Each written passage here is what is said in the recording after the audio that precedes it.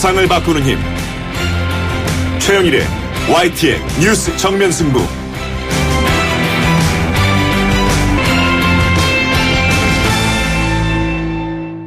YTN 뉴스 FM 뉴스 정면 승부 3부 시작합니다. 정부 방침대로라면 이 세월호 참사 진상규명을 위한 특별조사위원회 활동이 오늘로 종료됩니다. 야권과 유가족들은 세월호 특조위 활동기간 보장은 가장 중요한 과제다 이야기하면서 연장을 계속 요구하고 있는데요. 잠시 후에 더불어민주당 세월호 태스크포스 위원장을 맡고 있는 이계호 의원 연결해서 의견 들어보겠고요.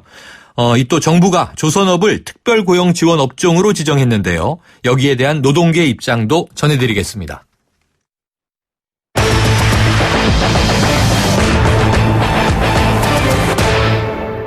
네, 정면 인터뷰 더불어민주당 세월호 태스크포스 위원장을 맡고 있는 이계호 의원 연결하겠습니다.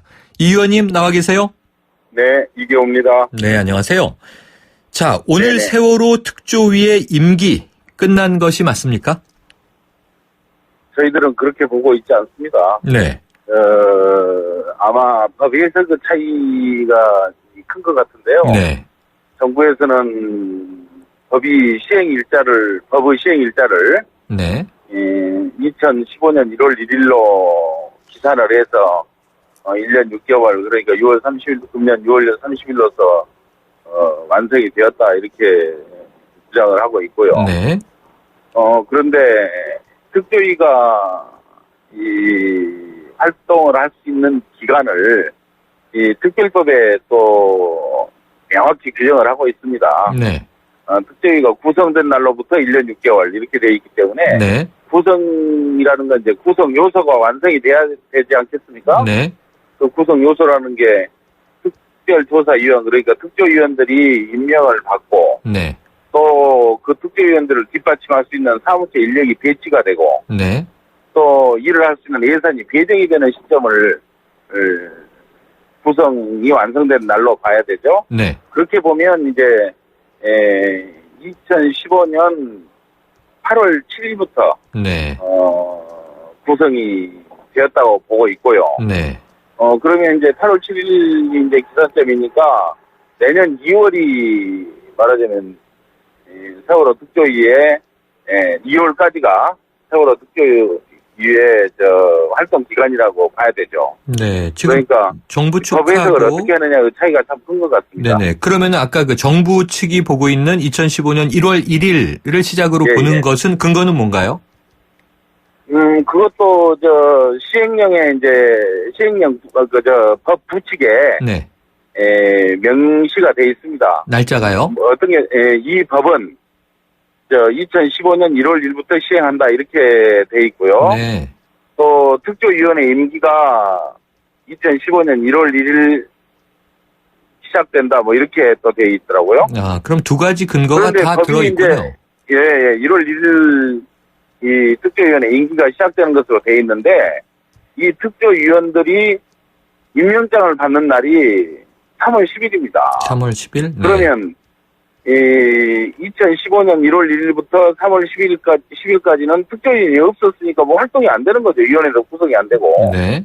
그렇기 때문에 그 법은 그렇게 돼 있었지만 실질적으로 활동하는 날을 기산 시점으로 삼는 게 너무 당연한 거 아니겠습니까? 네. 그래서 이 정부에서 주장은 맞지 않다 이렇게 생각을 하고 있습니다. 네. 자, 그런데요. 이 해양수산부는 이 백서 작성을 위해서 특조위 활동 기간을 3개월 연장하겠다 이런 입장 발표했죠. 연장이란 말은 그 정부 말은 액면 그대로 받아들이더라도 맞지 않습니다. 왜 그러냐면 네. 백서 발간 기간 3개월은 법에도 부여하도록 돼 있거든요. 아, 애초에 들어있는 그러니까 기간. 연장이란 말은 맞지가 않죠. 보장이라고 표현해야 맞죠. 아, 연장이 아니고 보장이다. 예. 자, 그럼 어쨌든 이 보장이라고 한다면 이 3개월 추가 기간은 예산도 집행되고 법적 지위도 부여가 되는 거는 맞나요? 뭐 당연한 얘기 아니겠습니까? 네. 자, 지금 뭐 이 길게는 이 7개월 정도 격차가 있군요. 그렇습니다. 네. 예, 길게 보면 7개월이고요. 뭐 지금 이 여러 측면에서 이 그러니까 세월호 특조위의 구성 시점을 언제로 보느냐에 대해서 법적 해석을 달리하고 있습니다. 이 법률 전문가들도 그렇습니다만은 네. 방금 말씀드렸듯이 정부가 주장한 대로 법이 시행하는 시점인 이 2015년 1월 1일로 보는 측면도 있고요. 그런 분들도 있고 또 이 시행령이 제정이 된 시점이 3월입니다. 네. 그러니까 3월부터 시작이 되었다고 보는 분들도 계시고 네네. 제가 말씀을 드린 것처럼 이 위원회 구성이 완성된 시점은 아까 네. 제가 이 8월이라고 봤지 네. 않습니까? 8월 7일이라고 그러니까 말씀하셨죠? 8월부터 시작이 되어서 내년 2월까지 가야 된다고 주장을 하는 분들도 계시고요. 그래서 이 특조위 활동 시점을 언제로 보내냐에 대해서는 여러 주장들이 엇갈리고 있습니다. 자, 의원님, 그런데요. 네네. 지금 말씀하신 대로 지금 내년 2월까지냐 끝난 거냐 이제 백서 예. 작업 3개월만 이제 보장돼야 되느냐 등등. 네네. 지금 원래는 이 특별법을 개정하려고 하고 계신 거죠? 그 기간을 연장하려고 하는 게 야당 측 입장이죠? 완료됐다고 주장을 하니까. 네. 6월 30일까지라고 주장을 하니까 이제 여러 가지 방법이 지금 함께 나오고 있습니다. 네. 법 해석을 명확하게 해야 된다는 주장도 있는가 하면 네. 또 차라리 그럼 법을 새로 개정을 해서 네. 적어도 이 활동을 제대로 할 수 있는 시점까지 연장을 하자. 네. 이렇게도 주장을 함께 하고 있는 거죠. 네. 자, 지금 그런데 이제 국회에서. 그러니까 투트랙으로 지금 네. 주장이 이루어지고 있는 거죠. 근데 법의 이제 제정이나 개정은 지금 이제 여야 이 대립 상황 쉽지 않아 보이는데 당장 네네. 오늘이 6월 30일이지 않습니까? 정부와 그렇습니다. 여당이 이제 시한으로 못 받고 있는 내일부터 네네. 어떻게 되는 겁니까? 일단은 아마 특조위 입장에서 보면 이 3개월 백서 발간 기간에 돌입이 된 거죠. 네. 정부 입장에서 특조위가. 네. 그래서 이 정상적인 활동을 그대로 하는 것으로 보고 있습니다. 적어도 네. 3개월 기간 중에는 활동을 하겠죠. 자, 그런데. 네, 그 기간 중에 이제 여러 가지 법을 개정하든지 네. 아니면 정부에서 해석을 달리하도록 설득하거나 협상을 하든지 이 두 가지가 같이 병행이 돼야 된다고 생각을 합니다. 네. 그러면 최소한의 보장돼 있는 3개월의 기간이 있으니 그 사이에는 뭔가 제정이든 개정이든 예, 아니면 그렇습니다. 유권 해석의 합의든 뭔가 이제 이루어져야 한다는 말씀이시죠? 네네, 맞습니다. 자, 현재 특조위가 조사하기로 했던 안건들이 있잖아요. 예. 지금 231건 정도의 사안이 있다고 하는데 어느 정도 그러면 실행이 완료가 됐습니까? 231건 중에 완결된 걸 확인을 해보니까 한 건이 돼 있더라고요. 아, 네네. 한 건이 내용상으로는 굉장히 중요한 건이긴 합니다. 네.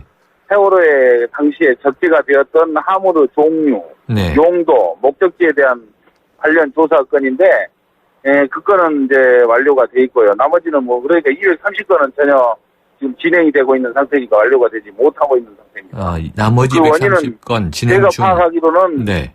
정부 차원에서 적극적인 협조가 있어야 되고 그래야 되는데 협조가 전혀 되지 못했고요. 도리어 교묘한 방해가 있었다고 또 특조위에서는 주장을 하고 있습니다. 네, 협조는 없고 방해만 있다. 예. 자, 그러면 현재까지 기간이 적지 않게 지나갔는데요. 종료 시점에 대한 논란은 지금 그대로 두더라도 이 특조위 활동 기간 동안 밝혀낸 최대 성과가 어떤 걸로 보십니까? 예, 제가 방금 말씀드렸습니다만은 세월호 내에 적재가 되었던 화물. 네. 당초 밝혀졌던 것은 987톤 정도 화물이 적재가 되었다고 밝혀졌는데, 네. 실제로 특조위에서 조사를 해보니까 그보다 2배 이상 많은 2,216톤이 적재가 되었더라고요. 네. 그 중에서 특히 건설용 철근이 무려 410톤이나 적재가 되었던 것으로 밝혀졌고요. 네.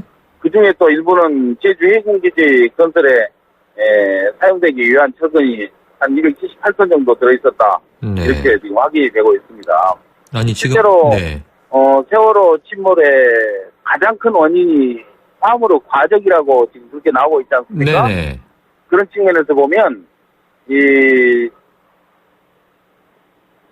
많은 방해에도 불구하고 특조위에서 이룩해낸 그 성과는 참 크다 이렇게 또 생각을 할 수가 있을 것 같아요. 네, 아니 2배 이상이 적재돼 있었다. 이 사고 예, 당시에 알려졌던 것보다 그 중에 예. 또 410톤이나 되는 뭐 적지 않은 양이 건설용 철근이었다. 그럼 그렇습니다. 이게 왜 이렇게 긴 기간 동안 걸려서야 이제 밝혀진 겁니까?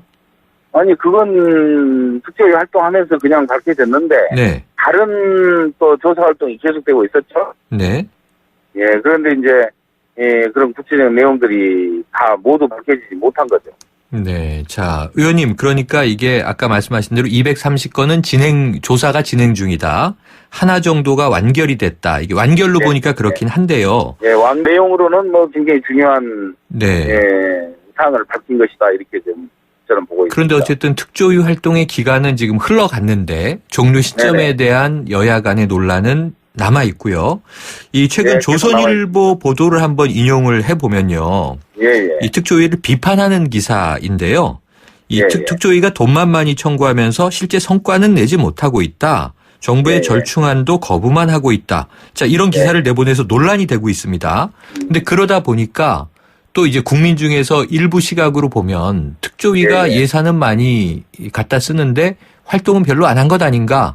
지금 또 이런 이야기가 될 수도 있어요. 어떻게 예. 좀 생각하십니까? 보는 시각의 차이가 그렇게 국민에 따라서 크더라고요. 네네. 우선 그 말씀 조선일보에 보도된 내용 두 가지인데 네. 방금 주신 말씀이 그걸 한 가지씩 제가 해명을 드리자면 우선 예산은 정부 편성해서 또 국회에서 심의를 한 예산 아니겠습니까? 네네. 그러니까 이미 국민적 합의가 이루어진 예산입니다. 그 예산을 범위 내에서 사용하는 거기 때문에 특조위가 뭐 예산을 많이 썼다, 적게 썼다 이렇게 말하는 것은 옳지 않고요. 네. 또 한 가지 이제 정부가 절충안을 냈는데 받아들이지 않았다고 얘기를 합니다. 네. 그 절충안이 바로 3개월 백서 발간 기간을 말하는 것 같아요. 네네. 근데 제가 이미 말씀을 드렸습니다만은 백서 발간 기간은 네. 설령 정상적으로 세월호 특조위 활동 기간 1년 6개월이 끝나더라도 네. 법에 의해서 보장받은 기간입니다. 네. 그게 무슨 절충안이 되겠습니까? 그래서 그 절충안을 받지 않았다 그렇게 보도된 것은 명백한 알겠습니다. 잘못된 거죠.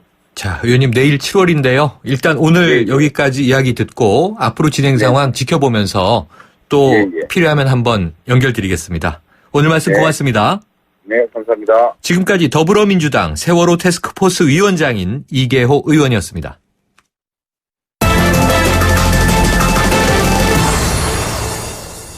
네, 정부가 조선업을 특별고용 지원업종으로 지정했습니다. 구조조정으로 인한 대량 실직자 발생이 우려되는 상황에서 사회적 안전망을 제공할 것이다. 이것이 정부의 이제 기대인데요. 과연 노동계도 같은 생각인지 그 입장 들어보겠습니다. 한국노총의 정문주 정책본부장 연결해 봅니다. 본부장님 나와 계십니까? 예, 안녕하십니까. 네, 안녕하세요. 자, 이 조선업에 대한 특별고용 지원업종. 자, 당초 노동계가 요구했던 대목은 아니었습니까? 예, 서울부터 주기체에 요구했습니다. 네. 그럼 오늘 정부 발표에 대해서는 환영하는 입장이신가요? 말씀드린 것처럼 저희가 지난 서울부터 현재 어려운 조선업 자체를 특별지원업종으로 정해야 된다 이렇게 제기를 했었고요. 네. 이런 결과가 나온 데 대해서 원칙적으로는 동의를 합니다. 하지만 네. 상당한 문제를 남겼다 이렇게 보고 있습니다. 아하, 어떤 건가요? 크게 두 가지 문제입니다. 지금 조선업 안에서도 가장 어렵고 힘든 그 대상들이 있어요. 네. 이분들이 이번 발표로다가 지원 혜택을 받지 못합니다. 네. 첫 번째 문제고요. 두 번째는 여전히 사람을 이렇게 자르는 대량 감원식 방식으로 계획을 짜고 있습니다. 일자리를 유지하고 고용을 유지하겠다 이런 계획들로 보여지지 않습니다. 네, 원칙적으로는 동의하지만 지금 아쉬운 두 가지 대목 말씀하셨는데요. 예. 하나하나 풀어보기로 하겠고요. 자, 일단 이 특별고용지원 업종으로 지정되면 뭐가 어떻게 달라지는 건가요? 오늘 발표를 보면 내년 그 6월까지 1년간 지원하겠다라는 것인데요. 네. 조업 단축을 하게 되면 조업 단축이나 이제 조업을 중단하는 경우죠. 네. 그 지원을 해주는 제도가 있습니다. 네. 그 휴업이나 휴직 들어갔을 때 요 지원을 해주겠다. 요 금액을 좀 더 늘려서 지원해주겠다. 여기 있고요. 사회보험료가 있습니다. 우리 이제 고용보험이라든지 산재보험료 이런 사회보험료가 있는데요. 요걸 일정 기간 납부를 유예시켜주겠다 얘기 있고요. 뭐 훈련비 지원하겠다. 뭐 생계비 생활안정자금을 한 1,000만 원까지 융자해주겠다. 네. 뭐 이런 내용들이 있는데요. 앞서 말씀드렸던 것처럼 일자리 유지의 방점을 찍고 가기 위해서 노동시간 단축이 같이 제기가 됐어야 되는데 네. 시간 단축 관련된 결정적인 내용들이 하자가 있었습니다. 네. 또 하나는 사회안전망으로서 굉장히 지금 제기됐던 내용들은 턱없이 부족하다라는 것입니다. 부족하다. 사회안전망으로 기능하기에 부족하다. 예.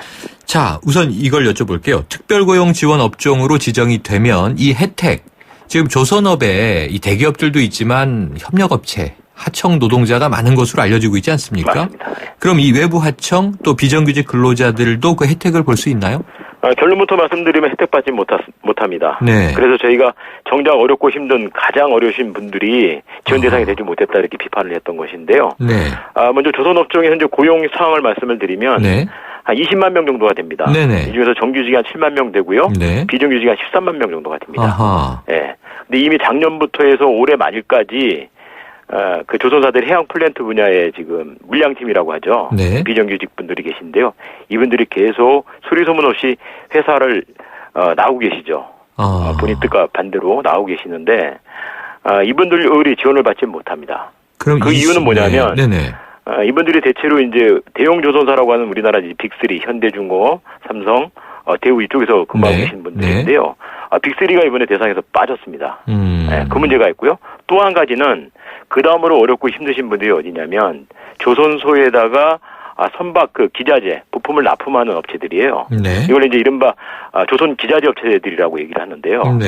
이들의 경우에는 산업 분류상으로 조선업으로 분류가 안 돼 있습니다. 실제로는 조선 기자재를 만들고 있지만 네. 기계업종으로 분류가 됩니다. 아하. 근데 이분들의 경우에는 가장 지금 어렵고 물량이 없어서 그 회사문을 단리만이 해관이만이 이루고 있는데 이분들이 한 번도 지원을 받지 못하게 돼 있어요. 지금 20만 명 중에 7만 명만 이 혜택을 받고 13만 명은 못 받는다. 아닙니다. 정규직 10만 명이 받는 게 아니고요. 네.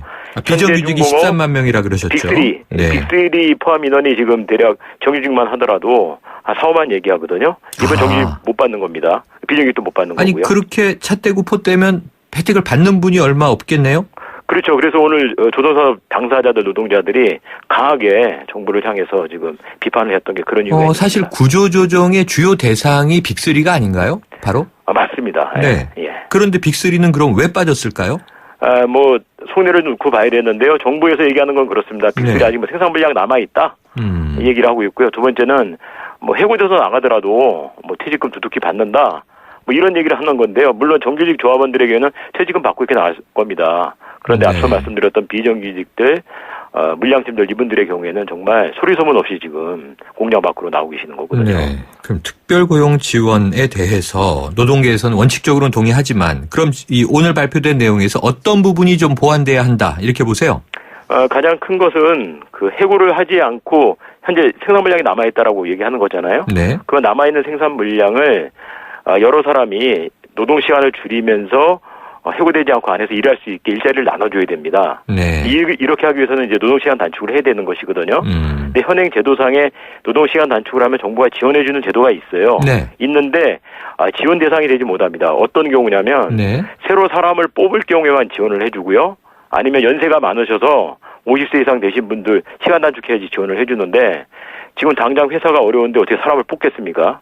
그리고 연령을 제한을 해놓게 되면 그 이하 연령들을 어떻게 하는 겁니까? 네. 이런데 손을 대지 않은 거예요. 그래서 정부 보고 계속 저희가 2달 이상을 이것을 제도 개선을 하고 바꾸자. 네. 정부에다가 제안을 했고 심지어는 관련위원회에서 우리 한국노총 민주노총이 토론을 하고 논의 안건으로 삼을 걸 제기했는데 정부가 그것을 계속 거부했던 겁니다. 네. 자, 근로자 입장에서도 최대한 지금 이 고육지책을 내신 것은 해고를 최대한 줄여보자는 방향이시네요. 그렇죠. 저희는 노동 시간을 줄이면서 네. 다른 나라에 그런 사례들이 있잖아요. 대표적으로 폭스바겐이 과거 네. 50년대에 굉장히 회사가 어려웠을 때 2만 명 정도를 해고하겠다 기업에서 들고 나왔을 때 노동시간을 35시간으로 줄이면서 해고 안 하고 같이 갔던 적이 있어요.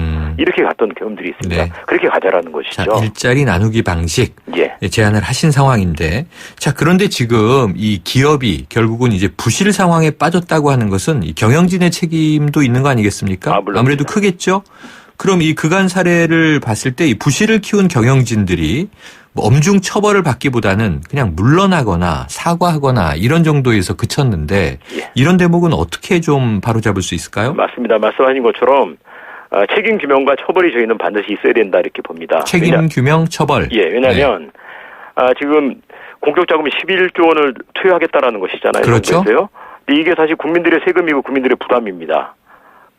그 부실 기업들과 관련돼서 서별관회의라고 좀 잘 알려져 있는 정권의 실세들이 개입을 해서 관치금융으로다가 그들에게 계속 지원을 해줬었잖아요. 네. 이거는 정부가 잘못된 정책 결정으로 다 만들어냈던 결과입니다. 전 그래서 부실 경영 그 대기업 오너들의 문제들뿐만 아니라 당시 이 정책 과정에 개입했던 정권 실세들 밝혀져야 되고 그 사람들 처벌해야 됩니다. 네. 자, 그래서 지금 말씀하신 게 이 홍기택 전 사는 회장이 주장한 것이죠. 예. 그리고 이제 청와대는 부인을 했고, 어쨌든 야당은 이것을 조사해야 한다 해서 청문회와 국정조사를 이제 주장하고 있어요. 예. 그럼 국회 차원의 진상규명이 필요하다 이렇게 보시는 건가요? 물론입니다. 물리권 관련돼서 과거 우리가 경제위기가 올 때마다 사실 국민적 힘을 모아서 갔던 저력이 있잖아요. 네. 그 당시에 가능했던 게 사실 이런 어려운 상황에서 정부 독단의 힘으로 돌파가 쉽지가 않습니다. 그러니까 여러 정부들이 우리 노동계, 시민사회, 사용자 다 불러들여서 사회적 논의를 통해서 해법을 찾고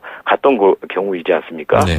그런데 현 정부는 사실 좀 계속해서 정책 오류를 범하고 있고 심지어는 국민으로부터 신뢰도 받고 있지 못한 상황이에요. 그렇다고 한다면 새로 구성된 민의의 전당이라고 하는 국회가 국회 차원에 있어서 사회적 논의기구를 꾸리고 그 안에 노동계, 사용자, 그 정치권이 같이 합세를 해서 방금 말씀하셨던 책임규명, 그리고 앞으로 어떻게 철저하게 이 문제들을 풀어낼 것인가, 사회안전망 문제라든지 일자리 창출의 문제, 네. 고용 안정 이런 얘기들이 같이 다뤄져야 된다는 겁니다. 네. 그리고요, 이 특별고용지원 집행 과정에 노동계가 실질적으로 참여해야 한다 이런 이야기가 나왔는데, 그렇다면 지금은 이런 대목은 빠져 있는 건가요? 맞습니다.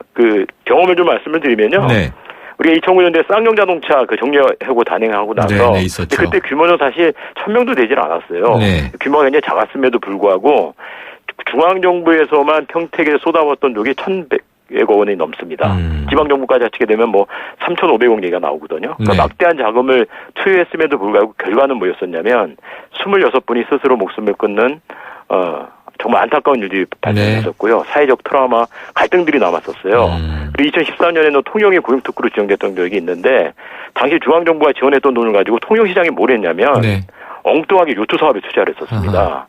그러니까 이건 뭐냐면 지방자치단체 내지는 사용자들에게 맡겼을 경우에 효과가 극히 제한적이거나 실효성이 없다는 게 드러났다라는 거예요. 그러면 피해 당사자들인 노동자들이 이 막대한 자금들을 집행하는 과정에 같이 참여를 해서 요소에 어디에 투여를 해서 모니터링을 해야 한다.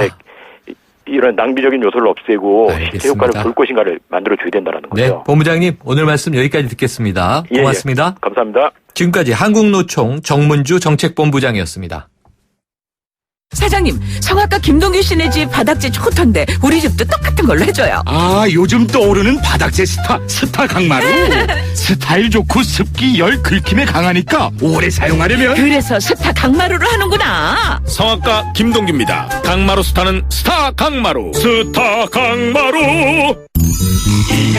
1644 대리운전 1644 불러보자 꽃배달도 1644 전국 꽃배달 배송비 포함 3단 환 54,000원부터 3단 환 54,000원부터 1644 꽃배달 1644 대리운전 1644 메르세데스 벤츠 공식 딜러 KCC 오토 영등포 전시장 그랜드 오픈.